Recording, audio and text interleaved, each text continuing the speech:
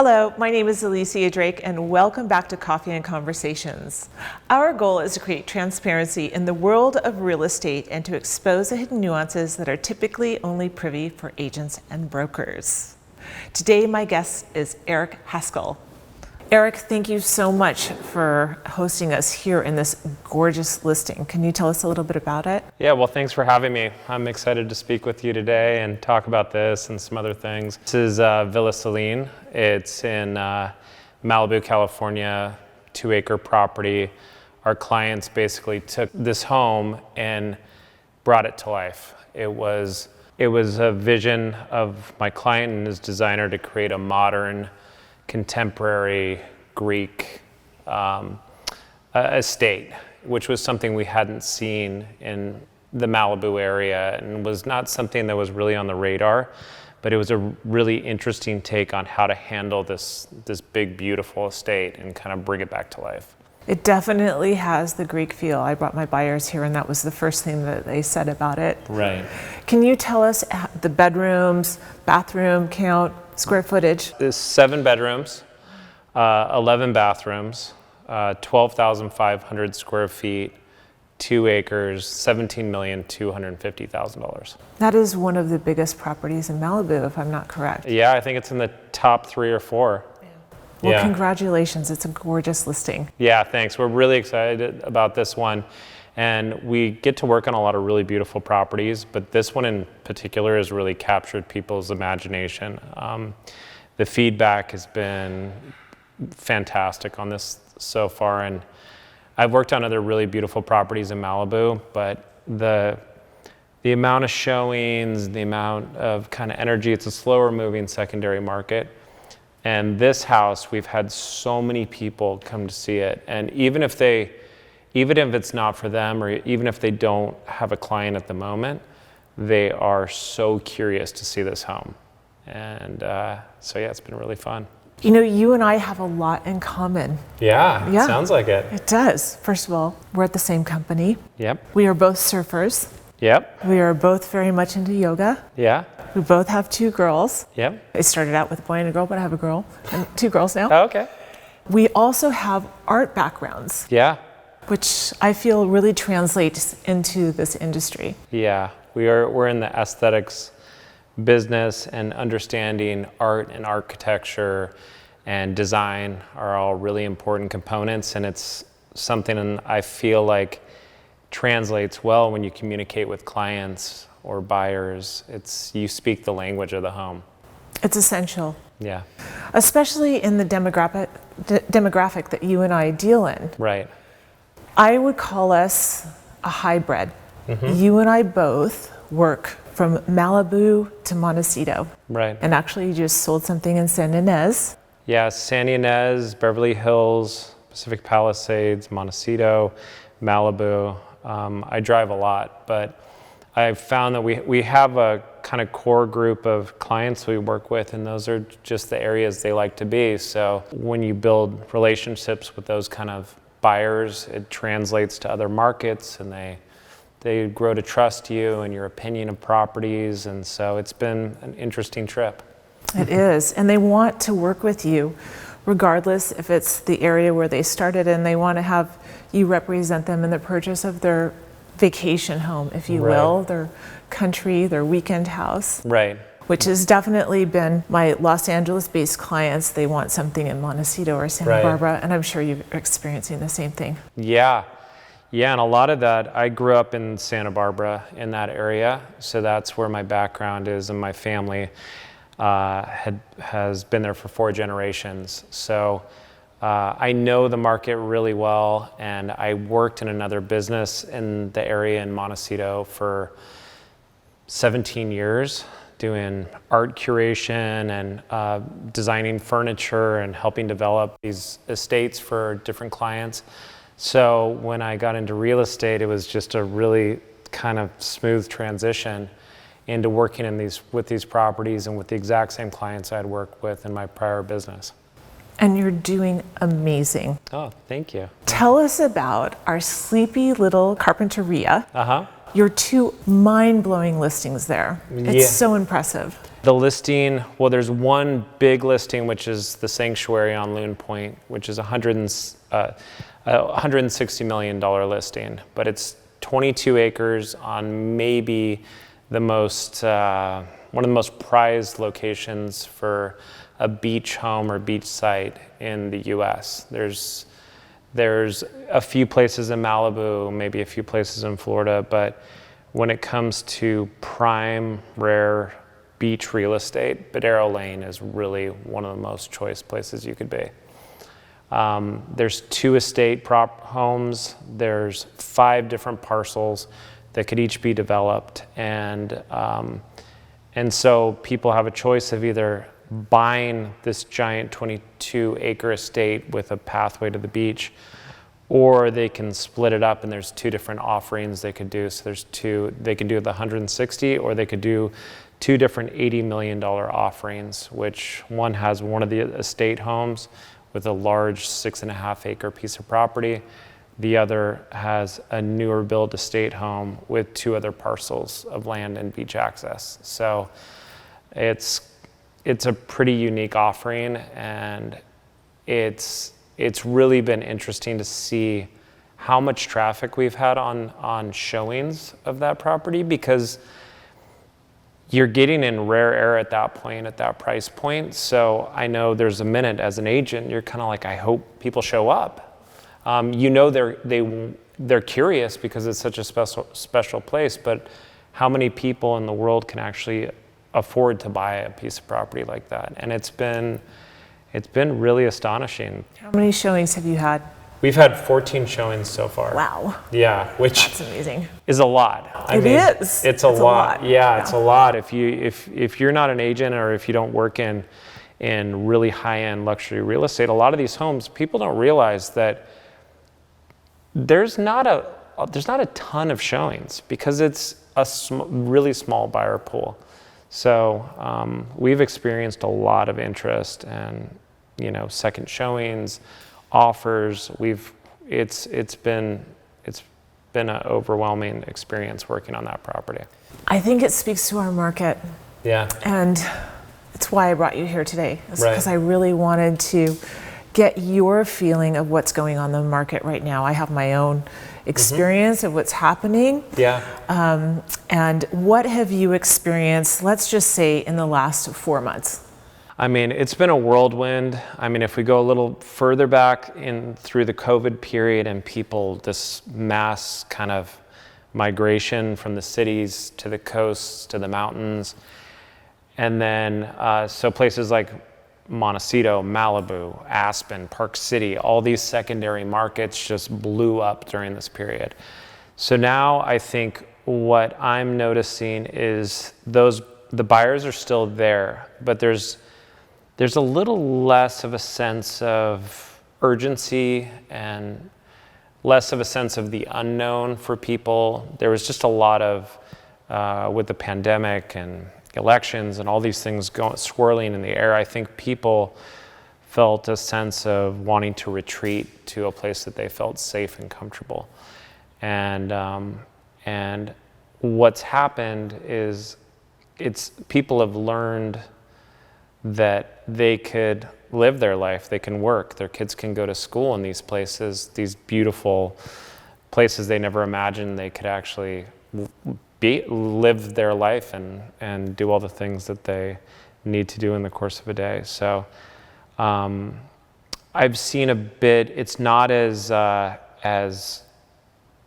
urgent in the ultra high end as it was. I don't want to say it's slowing. I want to say it's just it's calmed a bit. I would say sub 10 million is still an incredibly competitive market. Sub 5 is extremely competitive with multiple offers, even in places like Santa Barbara and Montecito and Malibu, which is really not normal for those markets. So we'll see. I think some of those people that spend a lot of their time in these secondary markets are kind of curious about being back in the city again and kind of reestablishing their lives there. So it's an interesting time right now. We're all kind of in a in a wait and see pattern. But the traffic has still been consistent for all these properties in all these different regions. The traffic has been very busy. Yeah. Yeah, my experience is I still have a lot of buyers. Right. I've had to be extremely creative about how to find them, inventory. Right. What are some of the ways that you are actually accommodating your clients' needs now? How are you actually thinking outside of the box to get them inventory? Well, I'd say probably 80% of our buyer sales have been off market during this period, this year especially, and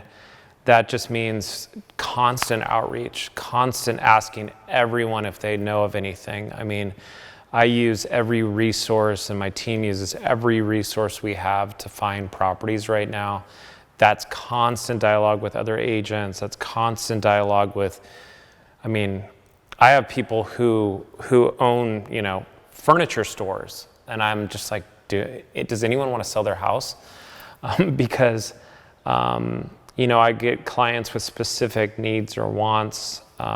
Montecito has been extremely challenging, because someone will say, I want a 10,000 square foot house on 3 acres.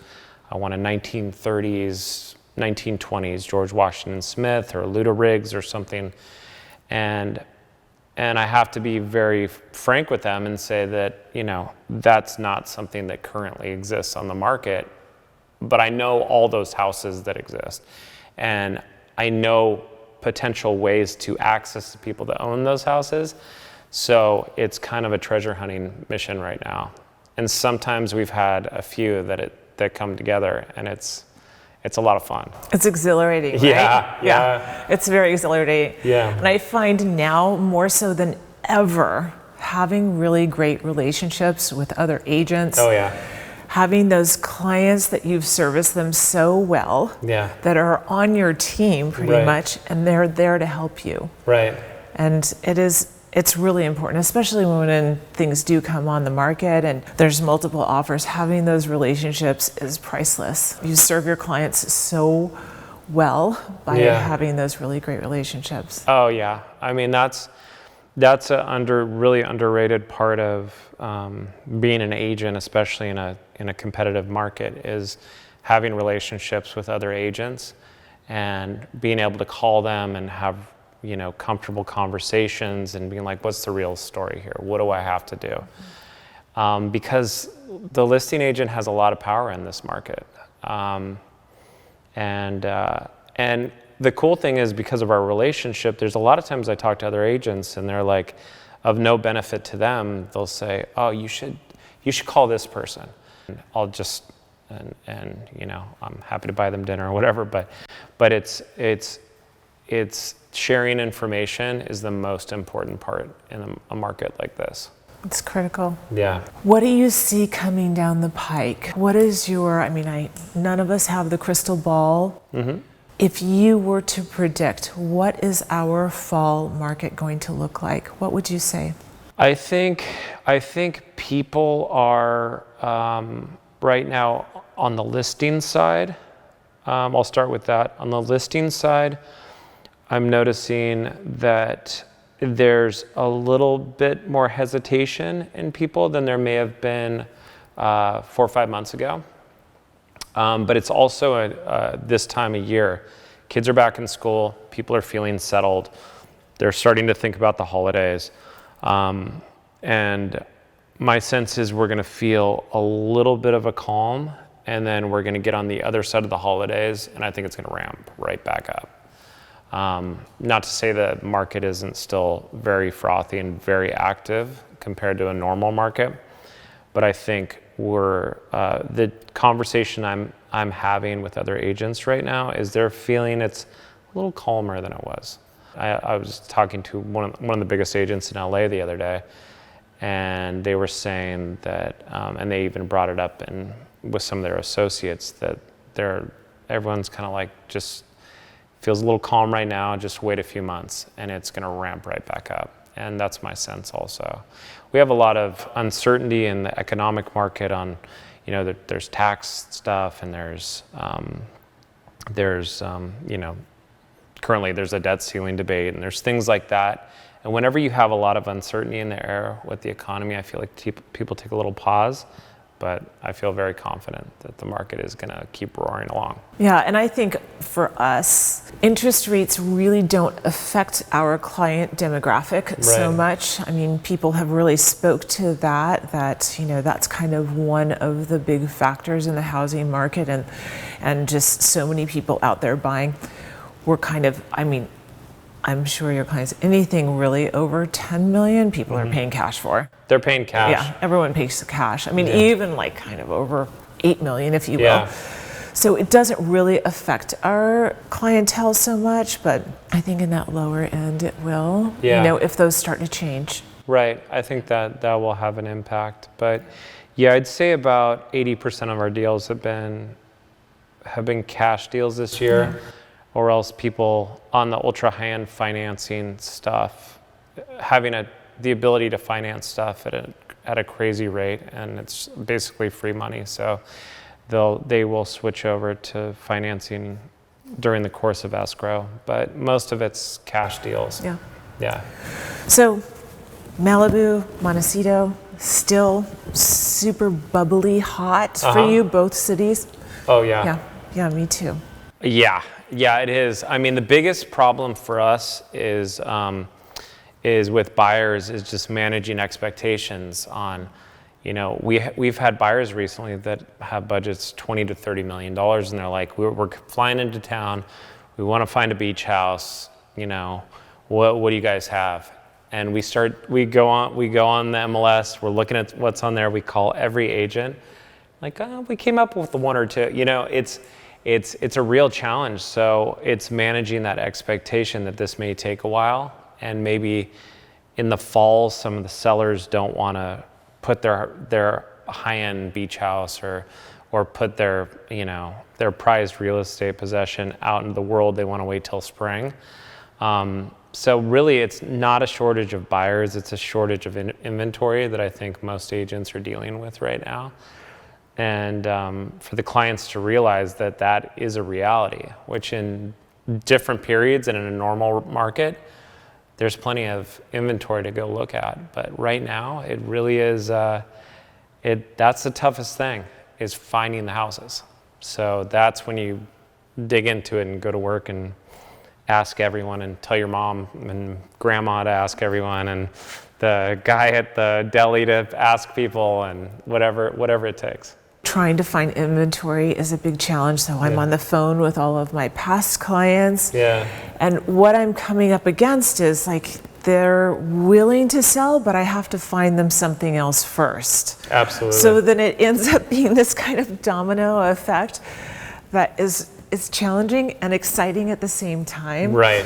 So it's a great time. It's really fun. It's a historical time in real estate. I don't know where it's all going, but it's fun. It's fun. Here. Roll up our sleeves and let's get to work. Yeah. During this period, myself and my team and everyone, we basically have worked all day from morning to night, every single day for practically a year and a half, and with very small breaks. It's full on, but what you learn is these cycles come and go, and down the line you're going to be like, wow, I wish I could be like that for a month, again. It is exciting, and there's been a few things that we've done this year where we'll find a house off market where we'll meet a potential seller, and then they'll tell us that they need to find something, and then we have our own buyer. We had a deal recently where I was introduced to someone who wanted to sell their property in Montecito. They wanted a huge price, and I said, I'm going to show it to a client of mine tomorrow. And they didn't know where they were going to go if they sold it. They said, we wanted to put it on the market like 3 weeks from now. I showed it to them. They said, we want the house. We put it into contract the next day. And everyone was so thrilled because the sellers were so thrilled with the sale price, and the buyers were so thrilled to find the exact home they wanted. And it was all off market, all under the radar. But then the sellers were like, where are we going to go? And then we had to look around, and they've kind of had to jump from place to place to place right now because there's no inventory for them to buy. But now they've located something that they really liked, and that's good. But did they find something to rent or buy? Because that's kind of where I'm at with like people like, yeah, got to get them into something. Can't find anything. Let's just rent something until we can find something. And it's not easy to find good rentals either. No, so it's challenging. That's the challenge. So that's been a big part of the conversation of like this. If you're going to sell your house, I just want to prepare you. Like it's lean out there, and you have to emotionally prepare yourself for maybe a period where you don't live in your next dream home. But you have to kind of tolerate that until the timing is better for you. But the timing is so good to sell your house right now that you have to weigh that.